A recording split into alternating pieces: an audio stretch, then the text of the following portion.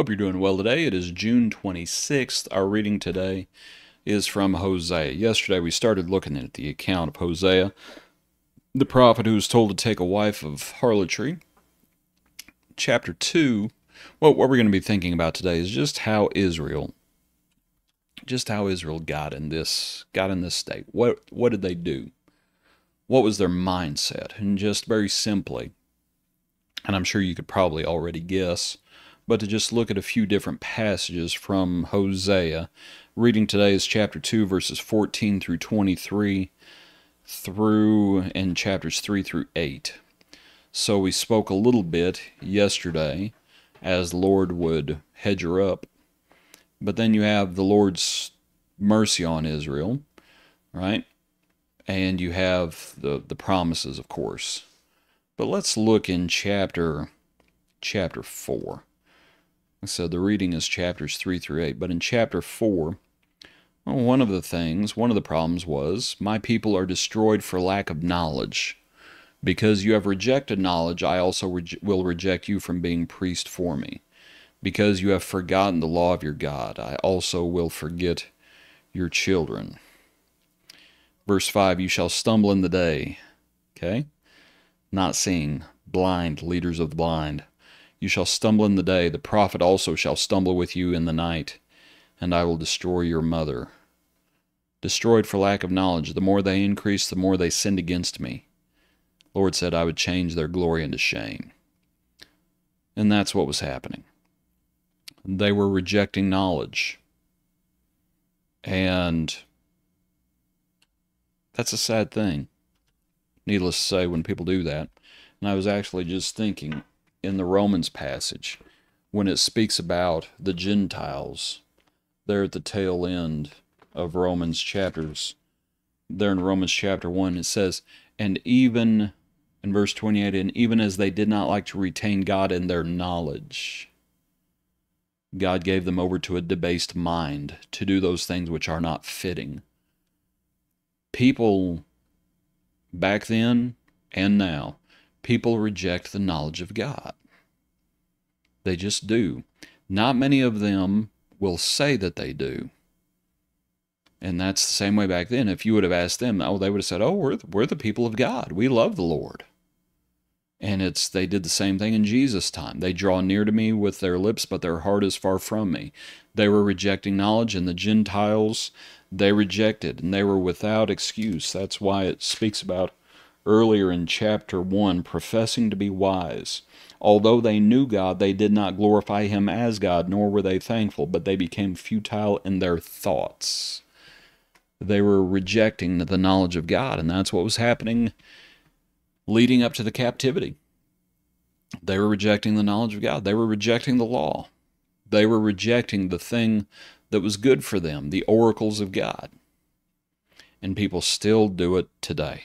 Now, what does it lead to? Look over in chapter 4 a little later at verse 11. And let's see, let's make sure. Yeah, verse 12, my people ask counsel from their wooden idols, and their staff informs them. For the spirit of harlotry has caused them to stray. They have played the harlot against their God. They offer sacrifices on the mountaintops. They burn incense on the hills under oaks, poplars, terebinths, because their shade is good. Therefore your daughters commit harlotry, and your brides commit adultery. The sexual immorality that was a part of paganism is what it's speaking about. And that's what they were doing. They were worshiping idols. They were worshiping pagans. And even in Jeroboam's time, they were still worshiping God, but not as God commanded them. And people still think they can worship however they want to. And when we look at how the Christians in the early church worship, people think, we don't have to worship like that. Whether we're talking about the Lord's Supper and how they were commanded to partake of the Lord's Supper, and they were commanded to partake of it a certain way. Right? There were things that were supposed to be happening. They were supposed to be examining themselves, remembering the Lord, and tarrying for one another. And if people aren't doing that, they are not taking the Lord's Supper in the right way. They're just not. We could talk about the collection. and the passages about the collection. As we think about that test of the sincerity of our love. So that's 2 Corinthians. We talk about our singing. People have this idea with singing. All they're concerned about is if it sounds good outwardly. There's a disconnect between what's happening inwardly. And it happens.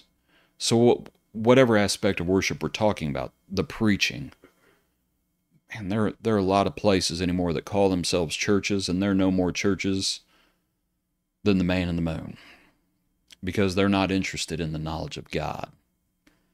They are, as Israel of old was, as the passage stated, my people are destroyed for lack of knowledge. And it happens because of a lack of knowledge. There in verse 6, eventually, if not real quickly, it gets to false worship. And then what ends up happening is over in chapter 5 at verse 13, when Ephraim saw his sickness and Judah saw his wound, then Ephraim went to Assyria and sent to King Jareb, yet he cannot cure you nor heal you of your wound. Look down in chapter 7 at verse 11. Chapter 7, verse 11. Ephraim also is like a silly dove without sense. They call to Egypt, they go to Assyria. Wherever they go, I will spread my net on them. I will bring them down like birds of the air. I will chastise them according to their congregation. I will chastise them according to what their congregation has heard. Woe to them, for they have fled from me, destruction to them, because they have transgressed against me. What were they doing? They were seeking solace everywhere else. They were looking to everybody else to save them, rather than turning to the Lord. What they were doing was they were using man's wisdom. Like, oh, we'll ally ourselves with the Syrians. We'll ally ourselves with the Egyptians. We'll ally ourselves with whoever. And that's where Hosea says about Gomer, it's like, you keep chasing after your lovers. It's like, they're not the ones who gave you the grain. They're not the ones who gave you the wine. They're not the ones who did that.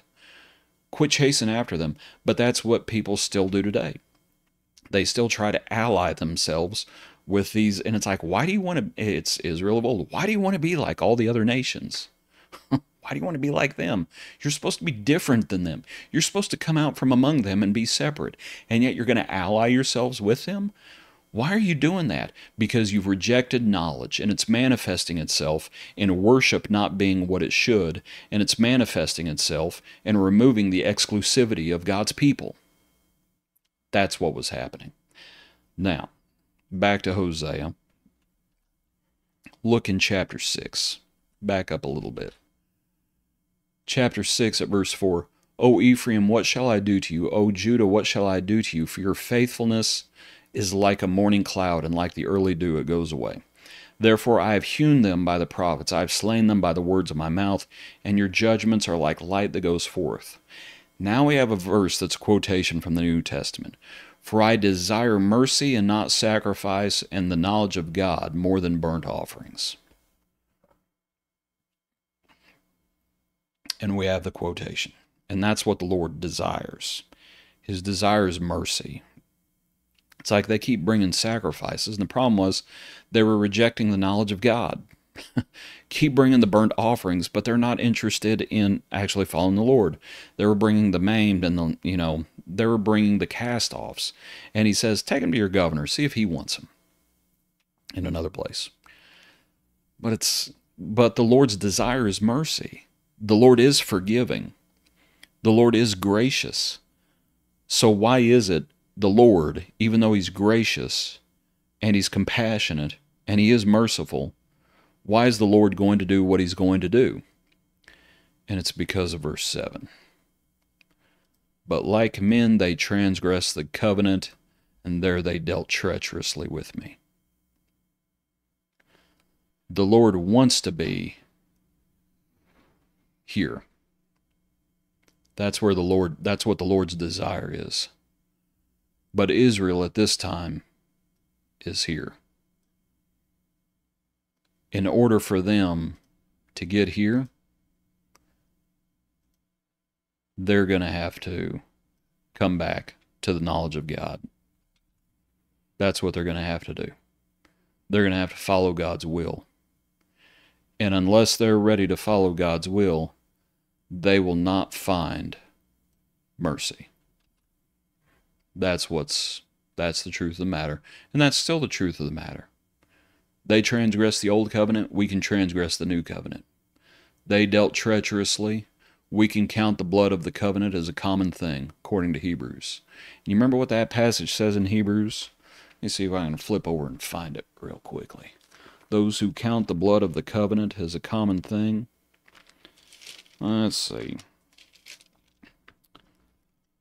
This is Hebrews chapter 10 at verse 28. Anyone who has rejected Moses' law dies without mercy on the testimony of 2 or 3 witnesses. That's Moses' law. Of how much worse punishment do you suppose will he be thought worthy, who has trampled the Son of God underfoot, counted the blood of the covenant by which he was sanctified? That's not the old covenant, that's the new covenant. Counted the blood of the covenant by which he was sanctified a common thing, and insulted the Spirit of grace, for we know him who said, Vengeance is mine, I will repay, says the Lord. And again, the Lord will judge his people. It is a fearful thing to fall into the hands of the living God. How could a merciful and a loving God, how would it be worse punishment? And it's because of that passage, this same concept. The Lord desires mercy, but the Lord desires us, and the Lord teaches us. The grace of God has appeared to all men, teaching us how we ought to deny ungodliness. We have to come back to the knowledge of God. We have to learn from him. Because as long as we're in this state of transgressing the covenant, then we are outside of this state of his desired mercy. Just as in Hosea's time. Appreciate you. Hope it's been helpful for you as we make applications. Hope you have a good day. Join us for our next brief look into God's Word.